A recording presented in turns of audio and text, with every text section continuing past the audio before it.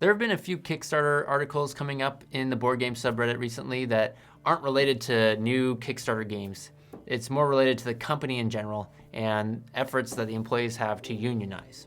Now, normally, unionizing employees in a tech company aren't strictly related to board games, but as most of you know, lots of board games launch on Kickstarter. In fact, it's one of the biggest categories on Kickstarter. And since 2009, they've raised over $680 million. The different Kickstarters, specifically for tabletop games. That's over double what video games have done. So Kickstarter is very related to board games in a lot of ways because of the huge impact it's had in the board gaming industry. Now, the initial article that was posted in the subreddit was a little over a week ago. It was an article from Slate.com, and it said Kickstarter had fired 2 union organizers in 8 days. Now, back in March, employees had publicly announced that they're trying to unionize.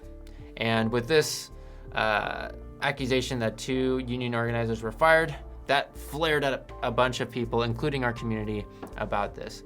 Now, if you don't know much about unions, the essential basics are a union gives employees more power and negotiation abilities when talking about wages and benefits and things. And it's a completely legally protected thing to do, to create a union. And the National Labor Relations Board says that you have the right to form, join, or assist a union. And the reason why this is a difficult thing for high-level executives is because it essentially would result in profits going down because they're paying employees more, so their margins are smaller. But the overall issue of is this legal or not is not really an issue at all. People can form unions if they want, and as long as they're just following the rules of doing it during non-work hours, like during lunch breaks, before or after work, when you normally talk about non-work things, then they're totally protected. The actions of Kickstarter have really pushed the limits, or maybe have, gone overboard in how they're addressing whether or not they agree with unionizing. Currently, they've stated they don't. Now, the thing with our community, the board gaming community, there's been a lot of people who have signed this expression of their solidarity with the Kickstarter Workers Union and to condemn the company's firing. So this includes Restoration Games, Evil Hat Productions, Shut Up and Sit Down, myself, and other creators, over 239, have signed this to support and show that we believe that the employees of Kickstarter should have the ability to exercise their lawful right to form a union if they choose to do so.